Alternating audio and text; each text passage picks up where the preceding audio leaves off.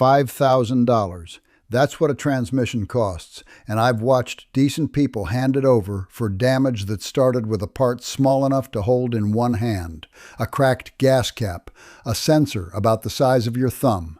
22 years under hoods in the same little three-bay shop taught me that engines almost never die from bad luck. They die from small stuff nobody bothered to check. But every one of the 8 fixes I'm about to hand you costs less than a tank of fuel, and there are 5 habits you already have that are draining your mileage every single week. Let's start with the fixes. Number 1, service the fuel filter and quit running on empty. Your fuel pump doesn't live under the hood. It sits inside your gas tank, submerged in gasoline, and that fuel is what cools it and keeps it lubricated. Run the tank down to the fumes every week, and the pump runs hot, sucking from the very bottom, which is exactly where rust and sediment settle. The filter catches that grit on its way from the station's underground tank into yours. When it plugs up, the filter isn't what suffers. The pump strains against the restriction to hold pressure, and it cooks itself doing it. On older vehicles, the filter is a small canister clamped along the frame rail, $30 to $60, replaced every 30,000 miles. On newer cars, it sits inside the tank and gets called lifetime, which really means it lasts about as long as the pump does. Either way, the pump is the expensive part. Replacing one runs $700 to $1,200 because a shop has to drop the fuel tank off the car to reach it. So the habit that protects it costs you nothing at all. Refill at a quarter tank. Not at the low fuel light, not at the fumes. A quarter tank, and that pump will probably outlast the vehicle. That one's free. The next one costs $15, and it's the cheapest repair in the entire automotive world. Number 2, replace your gas cap seal. Thousands of people pay a shop a diagnostic fee every year just to be told about this one. Take your gas cap off and look at the black rubber O-ring underneath it. If it's cracked, flattened, hard, or shiny, that cap has stopped sealing. Fuel vapor escapes, the evaporative system detects the leak, and up comes a check engine light. That same light fails you on an emissions test in states that run them. A new cap runs about $15. Buy the one made for your specific vehicle instead of a universal. Tighten it until you hear 3 clicks. And the repair is finished. You just cleared a warning light standing in a parking lot in your slippers, and every one of those escaped vapors was gasoline you already paid for. It evaporated over a parking lot instead of moving your car down the road. $15 and 3 clicks. This next fix costs about $20 in parts, and the shop down the road charges $90 for the exact same 5 minutes of work. Number 3, change your engine air filter yourself. Pop the hood and find the black plastic box sitting on top of the engine or off to one side. It's held shut with 4 or 5 metal clips. Inside is a rectangular paper filter that costs $18 to $25, and swapping it takes 5 minutes with one screwdriver. Now let me be straight with you, because there's a lot of nonsense about this online. On a modern fuel-injected engine, a fresh air filter will not add 10 miles per gallon. That claim comes from the carburetor era and should have died with it. What a clean filter actually does is restore throttle response, keep grit off your mass airflow sensor, and stop fine dust from getting passed into your cylinders, where it works like sandpaper on your piston rings. Hold the old one up to a shop light. If you can't see the light through the pleats, it's finished. Most drivers need one every 15 to 20,000 miles, sooner if you're driving gravel roads. $20 and 5 minutes. Now let's do a job that takes 4 minutes and pays you back on every mile you drive after it. Number 4, check your tire pressure once a month. Nobody has ever bragged about their tire pressure, but rolling on soft tires is a tax on every mile you drive, and the Department of Energy puts the fuel economy loss at up to 3%. Over a year of commuting, that's most of a free tank. 2 details matter. Use the number on the sticker inside your driver's door jamb, not the number molded into the tire sidewall, because that sidewall figure is the maximum the tire can hold, not what your car wants.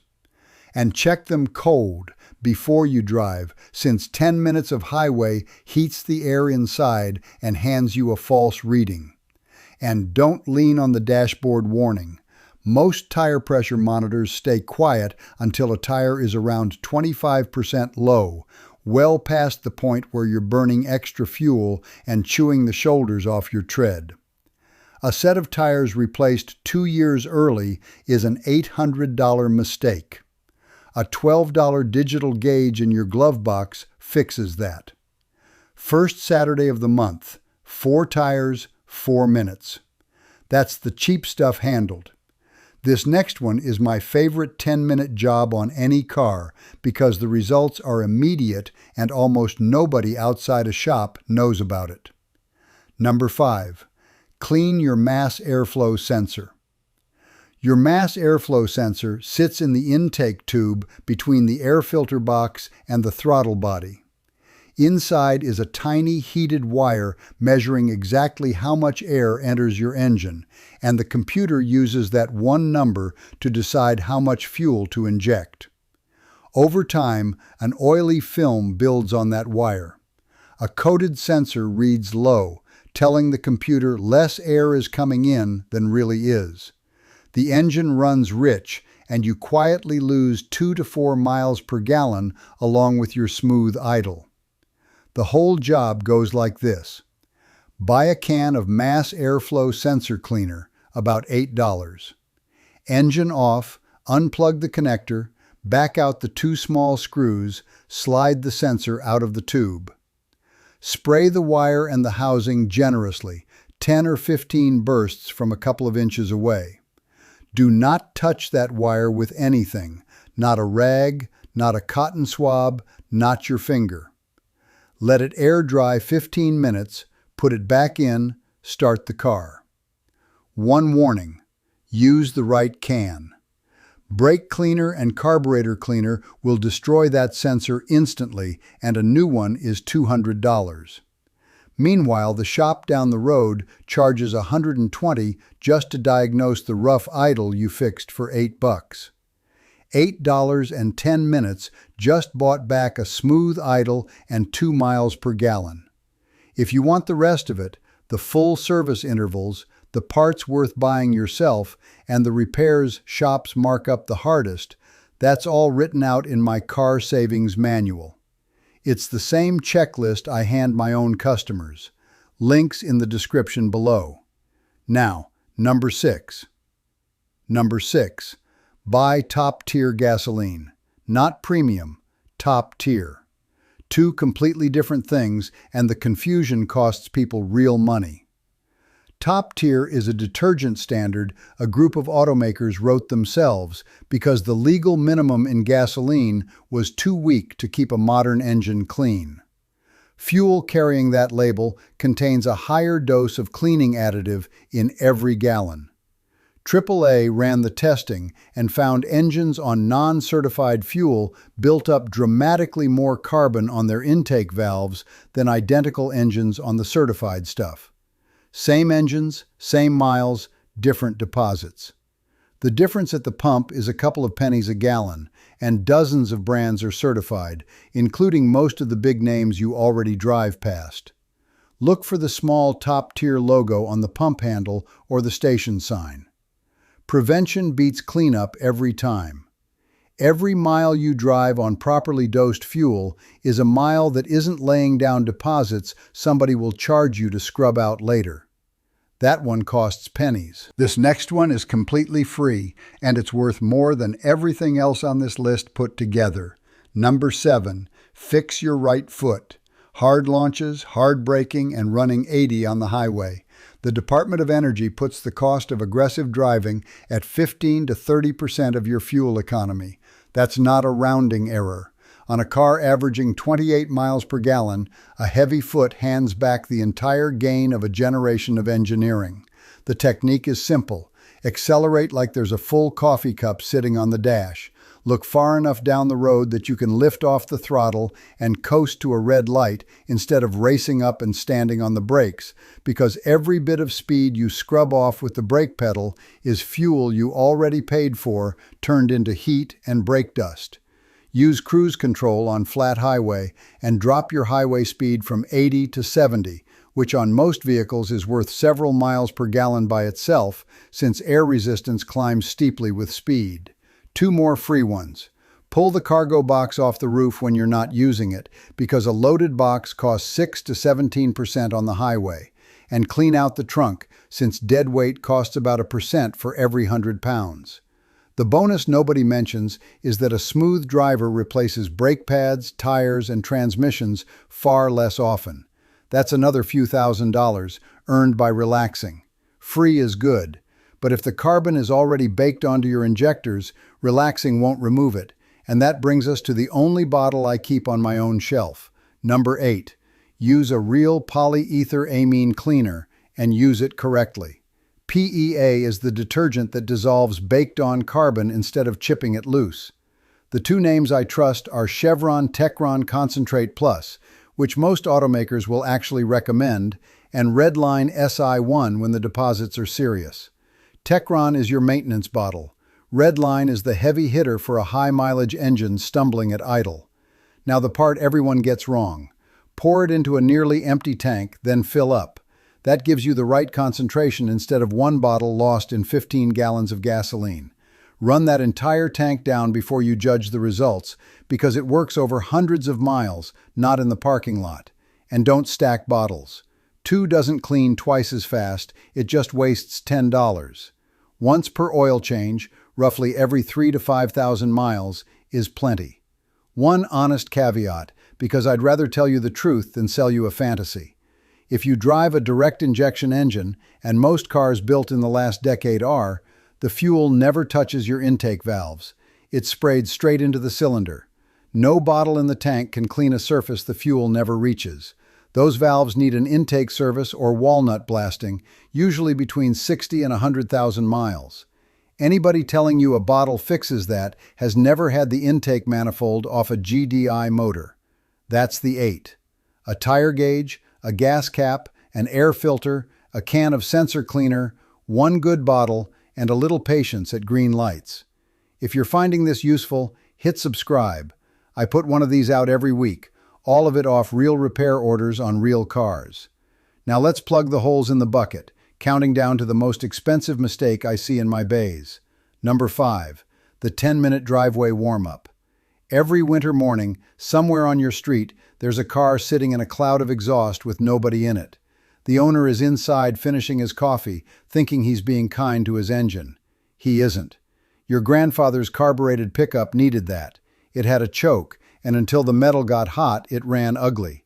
Your car has a computer and fuel injectors adjusting the mixture hundreds of times a second. It's ready to drive in 30 seconds, and that's on a cold January morning. Here's what those extra 9 minutes actually buy you. You're burning fuel at exactly 0 miles per gallon, which is the worst fuel economy any vehicle can achieve. The engine runs rich while it's cold, so extra gasoline washes down the cylinder walls, dilutes your oil, and bakes into carbon on your intake valves and injector tips. That's the same carbon you'll later pay a shop to clean out. Do this instead. Start it, give it 30 seconds, then drive gently for the first 3 or 4 miles with no hard acceleration and no on-ramp at full throttle. An engine under light load warms up roughly twice as fast as one idling in a driveway. Your heater gets hot faster too, which is really what you wanted. That habit costs you fuel every morning. This next one costs you a repair almost nobody sees coming. Number 4. Topping off after the pump clicks. You know the move. The nozzle shuts off, and you squeeze the handle 2 or 3 more times to round the number up to an even $30. Feels tidy. That click isn't the pump being lazy. It's a sensor telling you the tank is full and the vapor space above the fuel is doing its job. When you force more gasoline in, the liquid goes somewhere it was never designed to go, which is the evaporative emission system. Behind your rear wheel well, there's a black plastic canister packed with activated charcoal. Its whole job is catching fuel vapor and feeding it back into the engine to be burned. It handles vapor beautifully. It handles liquid gasoline about as well as a coffee filter handles a milkshake.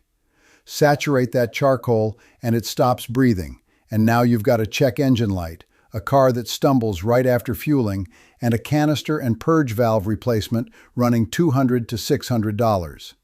And the extra fuel you forced in mostly gets sucked straight back down the vapor recovery line at the station anyway. You paid for gasoline that went back into the ground. Stop at the click. Every time. Now let's walk into the aisle where more engines get quietly ruined than anywhere else in the parts store. Number 3. The $3 miracle in a bottle. Walk into any parts store and there's a shelf near the register stacked with cheap injector cleaners. Bright labels, big promises, $3. Why not throw one in? Because most of what's inside is kerosene, alcohol, or petroleum distillates. Those are solvents, not detergents, and the difference is the whole ball game. A detergent dissolves carbon and carries it out as harmless particles. A solvent knocks it loose in chunks, and those chunks have to go somewhere. Where they go is downstream.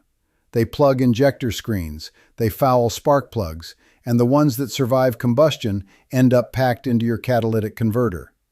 I've cut converters open on the bench and found the honeycomb glazed shut from exactly this shortcut. That's how a $3 gamble turns into a $2,000 repair. The letters you want on the label are PEA, and it needs to be the active ingredient, not a splash added so the marketing department can print it on the box. If the ingredients list opens with petroleum distillates and the price is under $5, leave it on the shelf. That one's a bad purchase. This next one is a bad habit, and I watch people make it in both directions. Number 2. Playing the octane game. Half the drivers I meet are convinced premium fuel is a treat for the engine. The other half are convinced their turbo will be fine on regular. Both of them are handing money to somebody. Octane is a resistance rating. Higher octane resists knock, which is fuel igniting early from heat and pressure instead of waiting politely for the spark plug. That's all it is, with no extra cleaning power and no hidden horsepower. If your manual says 87, buying 93 is like buying fireproof pajamas for a guy who works in a library. At 60 cents a gallon extra, that habit costs a typical commuter $300 a year for nothing. Now flip it around because this side is worse. Plenty of modern turbocharged engines genuinely require premium. Feed one of those 87 octane and the knock sensor bolted to the engine block hears the pinging and tells the computer to pull ignition timing to protect the pistons. The engine survives, but it makes less power, so you press the pedal harder and your fuel economy drops enough to erase the savings. Do that for years and you're gambling with pistons and rod bearings. The answer takes 10 seconds. Open the fuel filler door. If it says required, that's an instruction. If it says recommended, the car will adapt, but you'll give up some power. If it says 87, buy 87 and put the difference towards something on this list that actually helps. Which brings me to the most expensive mistake of the 5 and the one I see almost every week. Number 1, driving with the check engine light on. That little amber light gets ignored more than any warning on the dash. The engine runs fine, nothing's smoking, so people drive on it for years and hang an air freshener over it. Here's what's usually happening behind that light. The most common trigger is an oxygen sensor, the little probe threaded into your exhaust pipe that tells the computer how much fuel to inject. When it goes lazy, it lies. The computer overfuels the engine to stay safe, and a car running that rich can lose up to 40% of its fuel economy. 40%. That's paying for 5 tanks and getting 3 tanks of driving.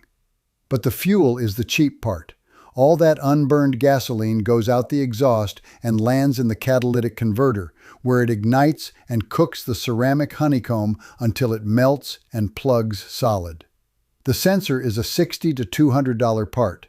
The converter is $1,500 to $3,000 installed, and on some SUVs, it's worth more than the car. Stack that on the fuel pump you'd have killed by running on fumes, and there's your $5,000 sitting on one repair order with your name at the top. So go find out what it is. Any auto parts chain will read the code for free in their parking lot, or a Bluetooth scanner that plugs in under the dash costs about $25 and reads the code straight to your phone. Knowing costs you nothing and takes 5 minutes. And one hard rule: if that light is flashing instead of steady, pull over. Flashing means an active misfire dumping raw fuel into the exhaust, and it can destroy a converter in a matter of miles. That's not a wait until payday situation. So there it is, 8 fixes that cost you a tire gauge, a gas cap, an air filter, a can of sensor cleaner, and one good bottle, and 5 habits draining your tank the whole time. Take care of those, and the $5,000 converter and fuel pump job never gets written up with your name on it. Everything I just walked through, plus the full service intervals, the parts worth buying yourself, and the repairs shop's markup the hardest, is in my car savings manual. Links in the description below. And when you're done with that, the video on screen shows you what's actually inside the injector cleaners I told you to walk past. Watch it before you buy another one.